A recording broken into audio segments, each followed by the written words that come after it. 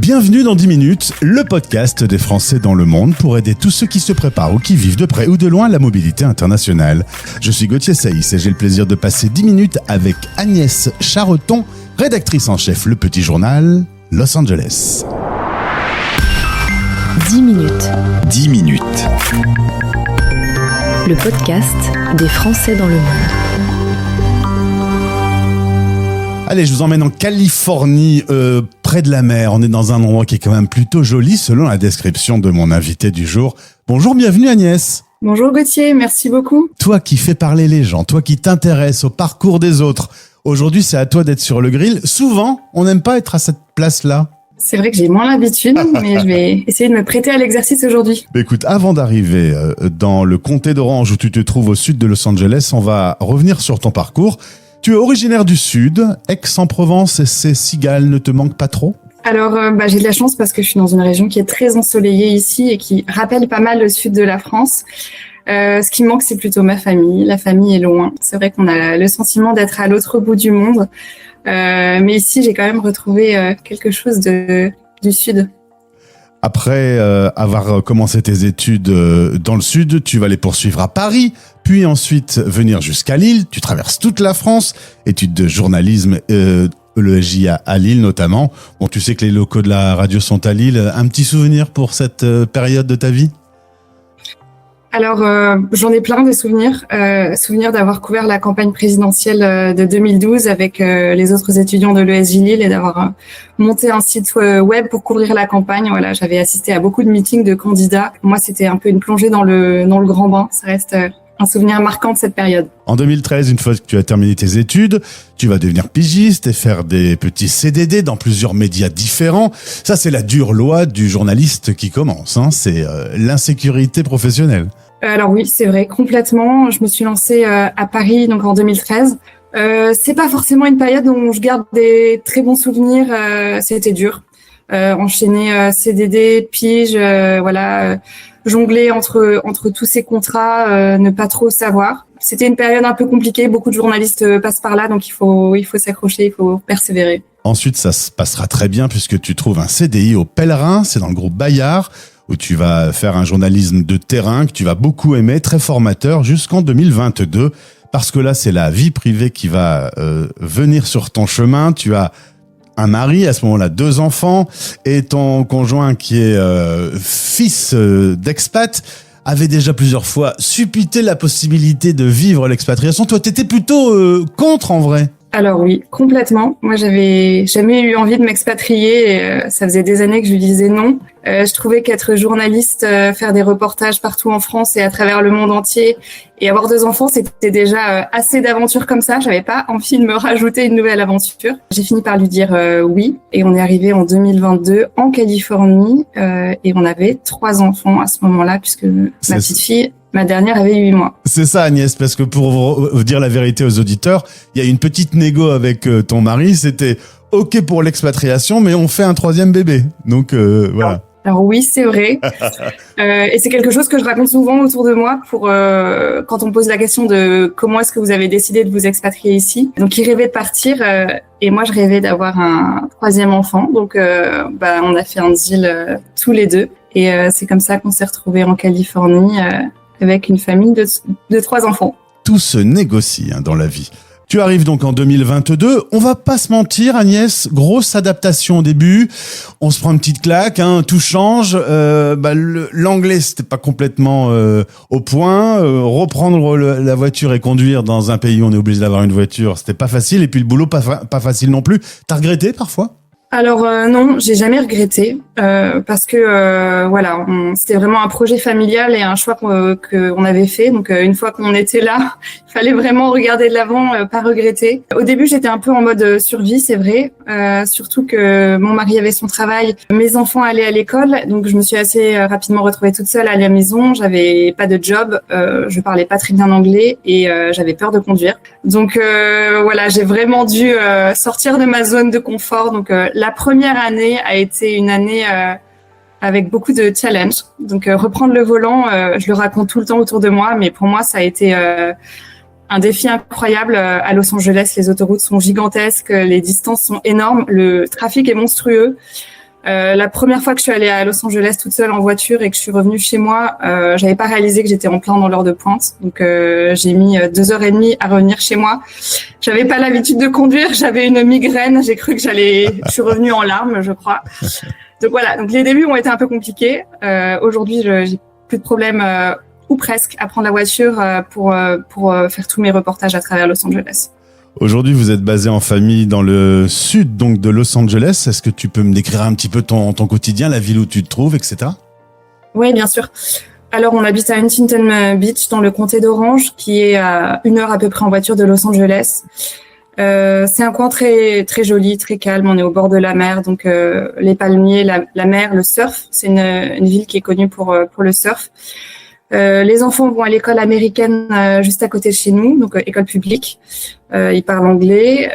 On leur donne des cours de français à côté grâce aux Flammes le samedi matin et à la maison aussi grâce au cours Griffon.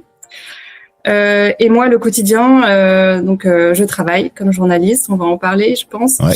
Donc rédactrice en chef du petit journal. Donc j'alterne les déplacements, les reportages, les interviews sur le terrain. Et les moments à la maison, de travail chez moi. Donc, ma maison est mon bureau, mais ça me va bien. Ça me permet d'allier vie professionnelle et vie familiale. Alors, côté boulot, justement, tu vas rejoindre une asso, on va la citer, The L Collective, qui t'aura été assez utile pour comprendre le système américain, de faire un réseau. C'est une association dont je vous parle parce que pour moi, elle est extrêmement précieuse. Donc, je l'ai rejoint assez vite en arrivant ici, justement parce que j'étais seule et j'étais freelance et j'avais besoin de collègues. Donc, The L Collective, c'est une association qui rassemble des femmes francophones actives aux États-Unis. L'association est née en Californie et elle s'est étendue depuis. Et concrètement, c'est une association, un réseau d'entraide qui s'est révélé très puissant pour moi. Donc, j'ai rencontré d'autres femmes, d'autres parcours d'expatriés, certaines qui sont ici depuis 20 ans. Donc, j'ai énormément appris avec elles. Elles m'ont donné confiance en moi. Elles m'ont permis d'aller plus vite, de comprendre comment fonctionnent les États-Unis. Et aujourd'hui, je suis membre du board de cette association. Donc, je suis engagée. Un jour, un déjeuner important dans ta carrière, puisque tu vas rencontrer Benoît Clerc, qui décide de remonter une rédaction pour le petit journal Los Angeles. Il te propose la rédaction en chef. Bon, t'es sorti de ce repas rassasié. Oui, alors je m'y attendais pas. C'était la toute première fois que je rencontrais Benoît Clerc, que je ne connaissais pas. Et c'est vrai que quand il m'a parlé de son projet d'ouvrir une édition du petit journal à Los Angeles, je lui ai dit oui rapidement parce que c'est un projet qui me parlait complètement, qui avait beaucoup de sens pour moi. Ça faisait déjà 3 ans que je couvrais la communauté francophone du sud de la Californie que je commençais à bien connaître, avec beaucoup de reportages sur des artistes, des entrepreneurs, des restaurateurs, etc. Donc voilà, j'avais envie de me lancer dans ce nouveau projet avec lui. On avait la même vision du métier, tous les deux journalistes, lui avec une très longue expérience ici en Californie. Donc, je me suis lancée. Alors, en effet, j'invite les auditeurs à découvrir le parcours de Benoît Clerc. On a fait un podcast, lui et moi, sur son incroyable parcours parce qu'il a quand même eu des expériences assez incroyables. Aujourd'hui, tu as une zone, un territoire à occuper qui est vaste, on le disait tout à l'heure, qui est assez francophone, francophile. Il y en a beaucoup des Français qui sont établis sur ce territoire. Vous couvrez à peu près quelle période avec le petit journal Los Angeles ? Alors oui, c'est un territoire très grand, donc on couvre non seulement Los Angeles, qui est une métropole gigantesque, une succession de quartiers extrêmement étalés, mais aussi donc toute la circonscription qui s'étend jusqu'au sud du Nevada avec Las Vegas, Denver aussi, au Colorado, l'Arizona, Phoenix. Donc c'est une circonscription qui est très vaste. On estime qu'il y a à peu près 60 000 Français, mais bon, les chiffres sont pas exacts. Tout le monde n'est pas inscrit au registre des Français de l'étranger. Et le défi, c'est vraiment de rassembler ces Français qui sont beaucoup moins concentrés que dans des villes comme New York ou San Francisco, où la communauté française est plus rassemblée. Là, on est vraiment, on parle d'une communauté qui est fragmentée. Donc c'est un défi en fait géographique. Et heureusement pour faire vivre cette édition, j'ai une très belle équipe de journalistes qui sont répartis dans différents endroits. Donc ça nous permet vraiment d'être au plus près du terrain. Et quels sont les sujets qui marchent le plus ? Alors, on est vraiment le média de la communauté francophone, donc pas seulement française, mais francophone, parce qu'on a aussi des Belges, des Québécois, des Suisses, etc. dans la circonscription. On est un média de proximité. On s'adresse à la fois à eux, à ces lecteurs qui vivent ici aux États-Unis, mais aussi à un lectorat qui est en France et ailleurs dans le monde, parce que c'est une région qui fait beaucoup rêver, la Californie, etc. Donc qui intéresse beaucoup. Les sujets qui marchent très fort, c'est ici le cinéma. Donc j'ai 2 journalistes cinéma qui sont tous les 2 excellents dans leur domaine, donc Déborah Laurent et Claude Budin-Juteau. Donc Déborah est jury aux Golden Globes, donc elle a accès en avant-première à des interviews Sympa. Et à des tapis rouges. Et Claude, c'est la même chose, il est jury aux Critics' Choice Awards, donc il a également accès depuis très longtemps à ces rendez-vous privilégiés. Et donc le cinéma, c'est vraiment quelque chose qui intéresse beaucoup, qui marche très fort. Et ensuite, on fait beaucoup de portraits d'expatriés, un petit peu comme toi ici à la radio. Des success stories dans tous les domaines, que ce soit la tech, l'éducation, la santé, pas mal d'artistes ici. Et ensuite, on aborde aussi des sujets spécifiques à l'immigration, y compris le contexte national et international et les répercussions qu'il peut avoir sur la communauté française qui vit ici. Agnès, j'ai entendu parler d'un petit événement qui s'appelle les Jeux Olympiques de Los Angeles. C'est, je suppose, dans votre target, on va beaucoup parler de cette zone du monde dans les prochains mois. Il y a de toute façon énormément d'événements qui ont lieu chez vous. Vous avez de quoi vous occuper, visiblement, à la rédaction, hein. Alors oui, c'est vrai, il y a beaucoup d'événements intéressants qui se préparent. Les JO de LA, donc ce sera à l'été 2028.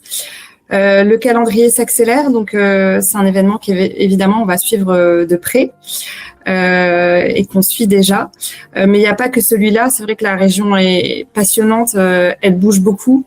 On a une actualité culturelle qui est très riche avec toute l'actu du cinéma, Golden Globes, Oscar, etc. On a une actualité sportive aussi importante. Il y aura la Coupe du Monde de foot. Los Angeles fait partie des villes hautes, donc c'est l'été prochain, ça arrive vite aussi. Donc c'est vrai que ça bouge beaucoup. On a une actualité qui est riche ici. Alors si vous êtes sur cette zone ou si vous comptez vous y rendre, le réflexe, c'est le petit journal Los Angeles. Allez y faire un petit tour, de l'information gratuite tous les jours avec des articles de qualité et une rédaction. J'adore le petit journal, on est partenaire depuis plusieurs années et voilà, une humanité qui est présente et je suppose avec Benoît au quotidien qui doit faire plaisir aussi. Et on a une très belle équipe et vraiment beaucoup de chance de travailler dans ces conditions. On produit une information qui se veut à la fois exigeante, rigoureuse, mais aussi bienveillante. Donc on est proche de nos lecteurs. On a prévu aussi des événements qui vont se dérouler tout au long de l'année pour aller rencontrer les Français et les francophones qui vivent ici. Donc n'hésitez pas à nous écrire, n'hésitez pas à venir nous voir. On sera toujours ravis de parler de vous. Eh bien, le lien pour arriver dans l'édition Los Angeles est disponible dans le descriptif de ce podcast. Agnès, je te laisse prendre ton petit déjeuner, car magie de la journée. Moi, ma journée se termine, toi, elle commence. Je te la souhaite excellente et au plaisir de te retrouver sur la radio. Merci beaucoup, Gauthier. À bientôt. Vos podcasts sur la mobilité internationale sont sur fdlm.fr Français dans le monde. et sur YouTube en cherchant Français dans le monde.